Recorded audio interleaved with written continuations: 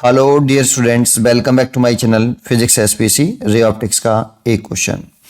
N EQ by convex lens form a 2 times in large real image when object is kept 60 centimeter from it. The lens is cut into 2 identical plano-convex lenses.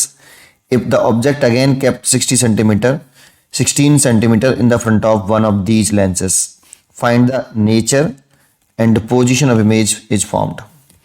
ठीक है, solution देखो। शुरुआत में हमारे पास एक EQ by convex lens है। ये EQ by convex lens का मतलब इसके दोनों सरफेस की जो रेडियस ऑफ कर्वेचर्स हैं ये इक्वल हैं। R1 और R2 इक्वल हैं, इक्वल टू लेट कर लो R। ये EQ कॉन्वेक्स लेंस का मतलब होता है ये प्रिंसिपल एक्सिस हो गई। अब इसके सामने 16 सेंटीमीटर दूरी पर एक ऑब्जेक्ट रखा है और उसकी इमेज बनी है 2 times बड़ी। तो सोचो फॉर्मेशन ऑफ इमेज आनी चाहिए। फॉर्मेशन ऑफ इमेज आनी चाहिए आपको कि एक ऑब्जेक्ट की रियल इमेज और बड़ी इमेज कब बनती है, जब ऑब्जेक्ट आपका F और 2F के बीच में रखा हो। तो ऑब्जेक्ट F और 2F के अंदाजा लगाया मैंने ये जो किससे, formation of image by 2F से। जब ऑब्जेक्ट आपका F और 2F के बीच में रखा होता है कहीं, तो जो इमेज बनती है वो 2F और इन्फिनिटी के बीच में बनती है और साइज में ऑब्जेक्ट से बड़ी होती है और इमेज रियल होती है और इन्वर्टेड होती है। तो पहले क्वेश्चन में यही बोला है, तो मैंने साइज में देखो बड़ी कर ली इसको ऐसे, और ये इमेज बना दी मैंने ऐसे। ये रे प्रिंसिपल एक्सिस के लिए पैरेलल है, इसलिए ये फोकस होके जाएगी। ये F है तो ये 2F होगा और ये इन्फिनिटी हो गया। ये जरूरी नहीं है F2F बताएं, ये फॉर्मेशन ऑफ इमेज के बारे में पता होना चाहिए। वैसे ये H1 है और ये आपका जो H2 है ये 2 times है H1 से और रियल इमेज बना रहा है।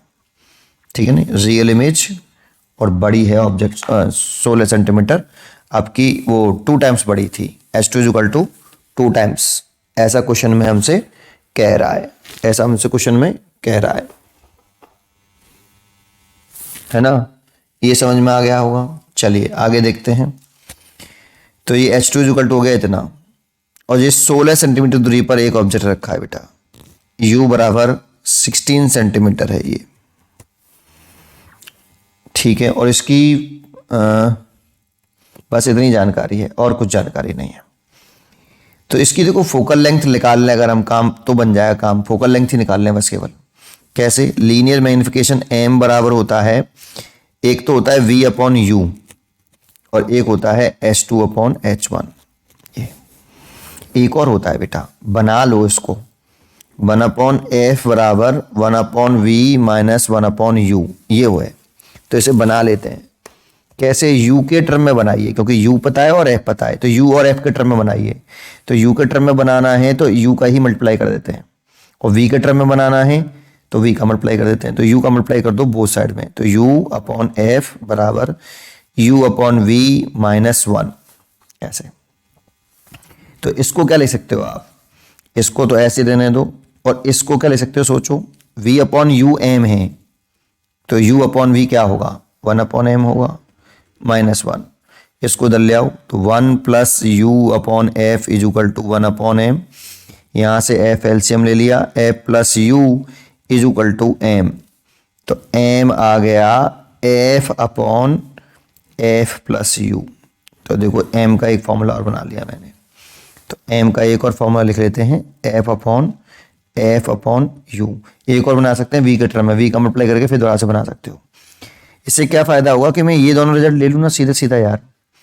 H2 दे रखा मेरे को, तो देखो ये प्रिंसिपल एक्सिस के नीचे है और परपेंडिकुलर है, तो नीचे की तरफ नेगेटिव साइन होता है, इसीलिए H2 की वैल्यू माइनस के 2H1, और H1 प्रिंसिपल एक्सिस के ऊपर है तो ये ऊपर पॉजिटिव होगा, तो ये H1। तो M की वैल्यू अगर निकालूंगा तो देखो M की वैल्यू, इसको M मानता तो M की वैल्यू कितनी आती, माइनस के 2 आती। ये पर मेरे को M की जरूरत ही नहीं है यार, फालतू में क्यों लें।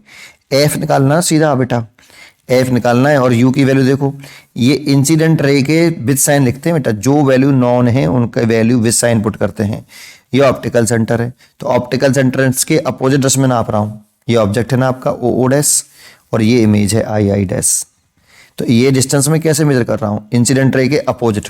जब इंसिडेंट रे के अपोजिट मेजर करें, ये ऐसे मेजर कर रहा हूँ, ऑप्टिकल सेंटर से मेजर करना स्टार्ट करते हैं, अपोजिट करते हैं तो नेगेटिव होता है, u माइनस के 16, इस साइन लिखना है, h1 से h1 कट गया, मल्टीप्लाई कर लो, माइनस के 2f, और ये माइनस माइनस प्लस हो जाएगा 32, और ये f, तो इसको इधर ले आओ तो 3f इज इक्वल टू 32, तो f इज इक्वल टू आ जाएगा 32/3 सेंटीमीटर।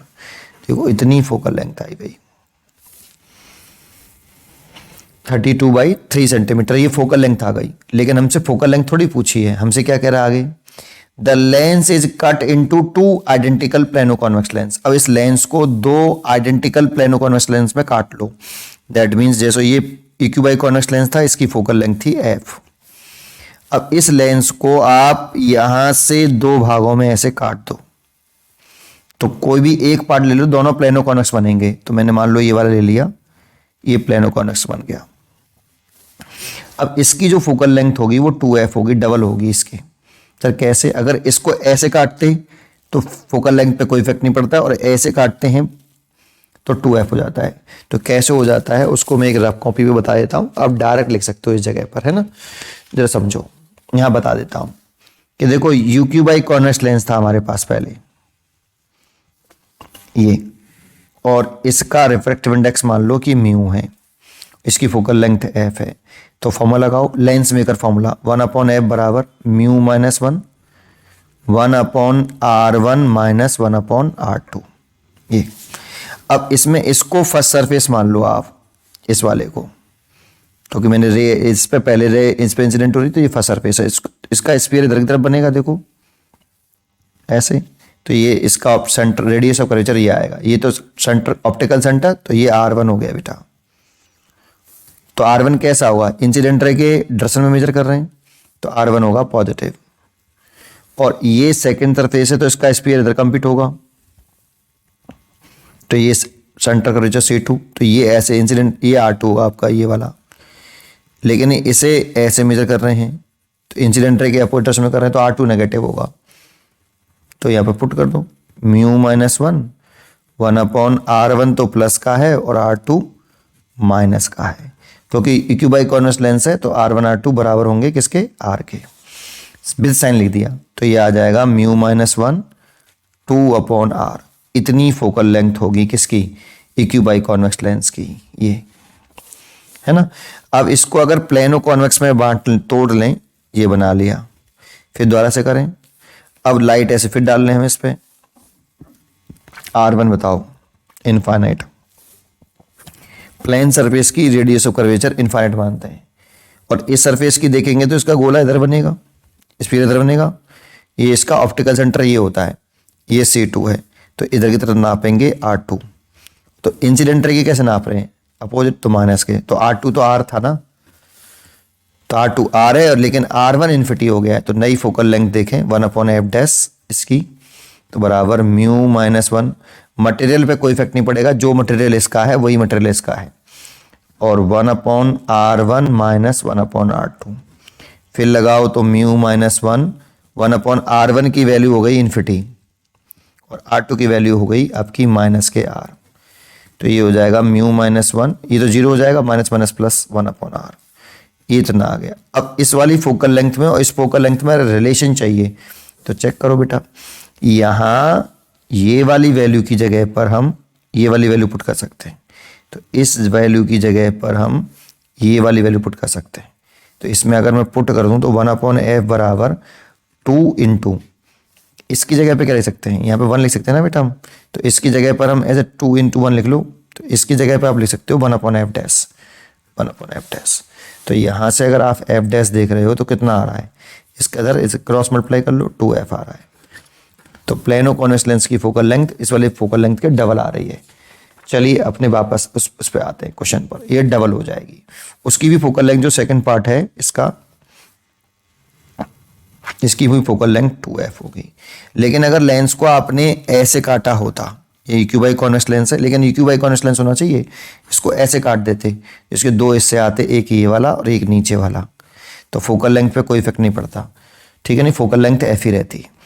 चलिए वापस आते हैं इस पर। तो इस क्वेश्चन को अगर मैं आगे बढ़ा हूं तो नेक्स्ट पेज देखता हूं।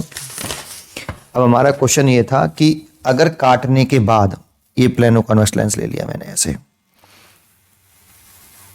अब इसके सामने इसकी फोकल लेंथ हो गई है 2, नई फोकल लेंथ लिख दें f dash is equal to 2 into f है, एफ की वैल्यू कितनी थी 32/3, दैट मीन्स 64/3 सेंटीमीटर।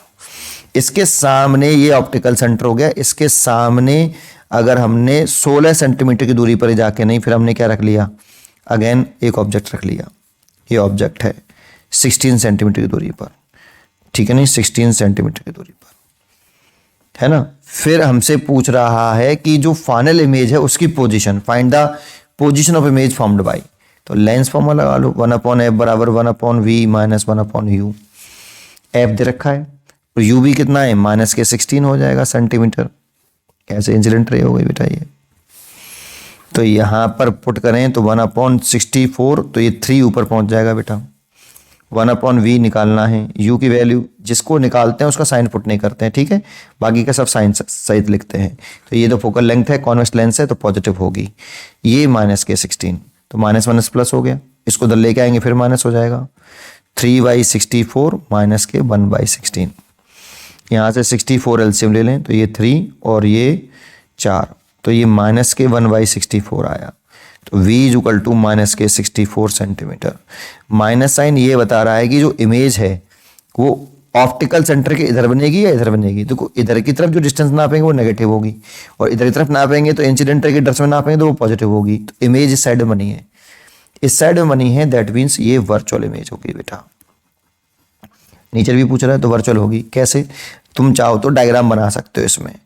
तो एक रे ऑप्टिकल सेंटर से निकाल दो ऐसे, और एक रे वर्चुअल इमेज बनानी है तो पहले वर्चुअल इमेज बना लो ऐसे, पीछे की तरफ बनानी ना बेटा, तो आगे बढ़ाने पे तो काटेगी नहीं, तो पीछे बढ़ाने पे काटेगी। तो ये इमेज बना ली, ये रही आई डैश, और इस रेज को ऐसे मिला लो और फिर इसको सीधा एक्सटेंड कर दो बेटा।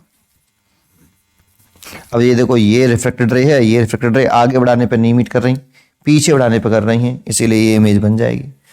तो वर्चुअल होगी और ये होगी। चाहो तो लीनियर मैग्निफिकेशन निकाल दो, कितनी बड़ी बनेगी। ये पूछा नहीं हमसे कि कितना साइज बनेगा, साइज नहीं पूछा, बस नेचर पूछा है, नेचर और पोजीशन। तो मैंने नेचर बता दिया यहाँ से नेगेटिव साइन से देख के कि भाई कॉन्वेक्स लेंस के द्वारा जो रियल इमेज बनती है वो सारी इस साइड बनती हैं। फॉर्मेशन ऑफ इमेज याद करिए, और वर्चुअल इमेज एक इस साइड बनती है, तो वर्चुअल इमेज बनेगी। ठीक है, पढ़ते रहिए और खुश रहिए बेटा। ये इसका आंसर हो गया। ठीक है, तो ये पोजीशन हो गई और ये इमेज की नेचर हो गया।